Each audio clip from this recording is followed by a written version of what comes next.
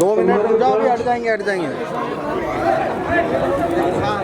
मंचा सिंह चौधरी साहब, जाकिर हुसैन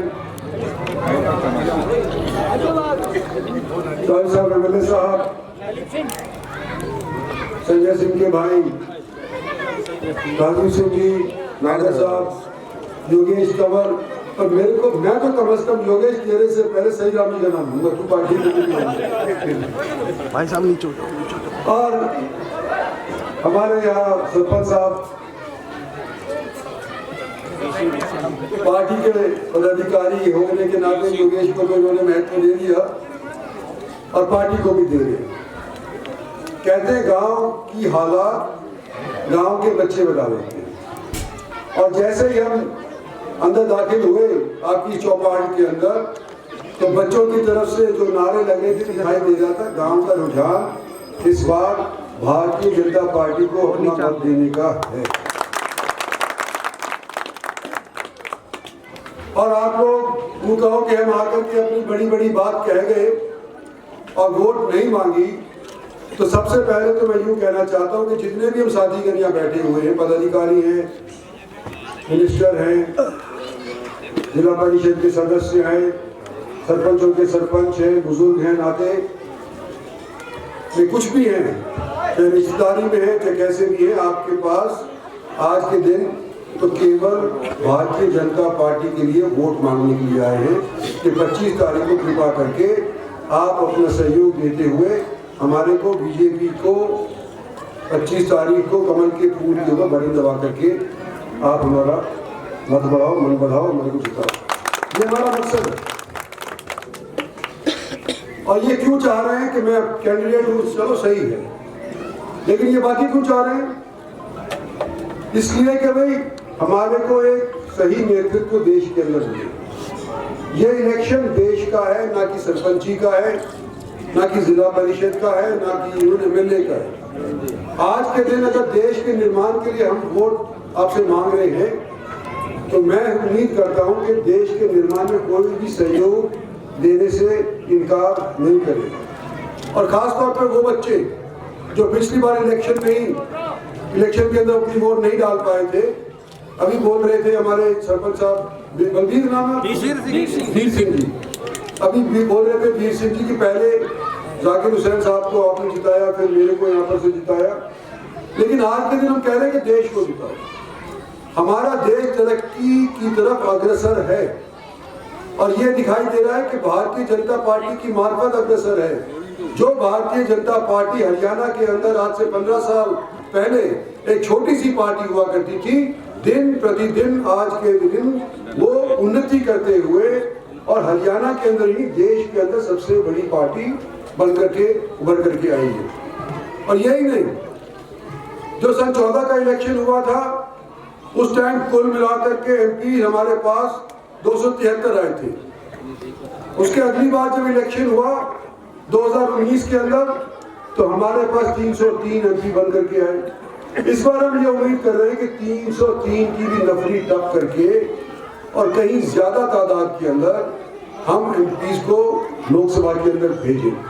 और मकसद क्या है कि जो 10 साल के अंदर हमने नींव रखी है, जो भारत को विकसित बनाने की हमने नींव रखी है 10 साल के अंदर, इसके ऊपर पूरे तौर के ऊपर ढांचा बनाने के लिए हमको 5 साल और चाहिए।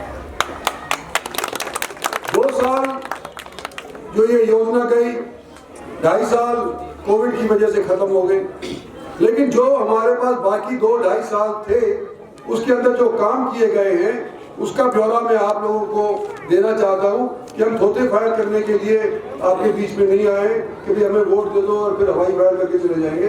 हमने काम किया है और ये काम का मैं जिक्र करना चाहता हूं आपके सामने कि सबसे पहले तो कुंडली मानेसर का जो हाईवे है वो 6,000 करोड़ का बन करके और तैयार हो गया, लोग इस्तेमाल कर रहे हैं। इसके अलावा डेडिकेटेड रेल फ्रेट कॉरिडोर जो कि आयोजित तो हुआ था कांग्रेस के टाइम पे, लेकिन 25,000 करोड़ से फालतू उसके ऊपर कांग्रेस ने खर्चा नहीं किया था और न ही जापान ने उनको और पैसा मुहैया करवाया था कि इसको मुकम्मल करवा दिया जाए। इसके ऊपर 1,75,000 करोड़ रुपया भारतीय जनता पार्टी की सरकार ने बना करके इसको तैयार कर दिया।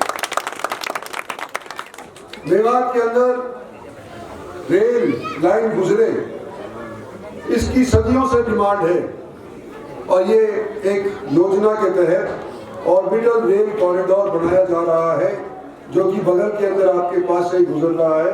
कलैनी गांव के अंदर से भी इसकी चाल चलन हो रही है।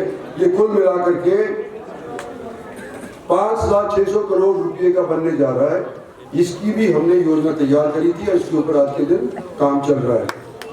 दिल्ली बंबई एक्सप्रेसवे जो सोना को टच होते हुए जाता है, देश का सबसे बड़ा हाईवे मैं समझता हूँ। 1 लाख करोड़ रुपए खर्च होकर के ये दौसा तक तो तैयार हो गया, थोड़ा बहुत और आगे जाकर के राजस्थान को भी टप जाएगा, मुंबई तक पहुंच जाएगा। नूह जिला जिसके हम सारे बाशिंदे हैं, जहाँ पे हम आज बैठे हुए हैं, ये हरियाणा का सबसे पिछड़ा हुआ जिला माना जाया करता था और ये पिछड़े वाले का जो टीका कलंक का नूह के ऊपर लगा हुआ था, इसको खत्म करने के लिए मेवात डेवलपमेंट बोर्ड तो खैर उससे तो 40 साल करवा ही रहे हैं, लेकिन भारत सरकार की तरफ से भी एस्पिरेशनल डिस्ट्रिक्ट के तौर इसको ये खिताब दिया गया कि मेवात को किसी न किसी सूरत के अंदर हरियाणा के और जिलों के बराबर लाने के लिए इसके ऊपर ज्यादा तवज्जो देनी चाहिए, इसलिए इसका नाम एस्पिरेशनल डिस्ट्रिक्ट रखा गया।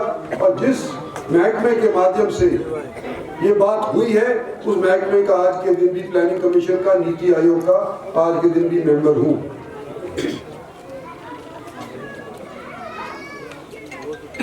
ताउडू की बाईपास प्रस्तावित है, एम्स माजरा के अंदर खुला है, रैपिड एक्शन फोर्स का कैंप इंद्री के अंदर पिछले दिनों के अंदर जब दंगे हो गए थे मेवात के अंदर, तो वायदा किया था कि आइंदा इस तरह के दंगे ना हो पाए, हम मेवात के अंदर एक रैपिड एक्शन फोर्स या सीआरपीएफ की एक टुकड़ी स्थापित करेंगे। ये पिछले 7-8 बरस के अंदर भारत सरकार की तरफ से हुए, जो प्रादेशिक सरकार की तरफ से हुए वो तो मैंने गिनवाई नहीं, और वो जब बात आएगी विधानसभा की, जब उस टाइम के ऊपर उसकी चर्चा करेंगे। लेकिन आज के दिन जब मैं आपको कहता हूं कि विकास हमारा मुद्दा है, भारत को विकसित बनाना हमारा लक्ष्य है और इस निर्माण के अंदर आप लोगों का वोट भारतीय जनता पार्टी के कमल के फूल के ऊपर जाना चाहिए, तो मैं छोटे ख्याल नहीं कर रहा। हमारी पार्टी ने काम करके दिखाया है और हम उम्मीद करते हैं कि देश के निर्माण के लिए आपके यहाँ से इस बार 100% वोट, चाहे किसी भी मजहब का यहाँ पर बंदा बैठा हुआ हो, सब के सब मिल करके अपना वोट कमल के फूल को देंगे। ये मेरी आप लोगों से आशा और रिक्वेस्ट है। धन्यवाद और जय। राव इंद्रजीत सिंह जिंदाबाद।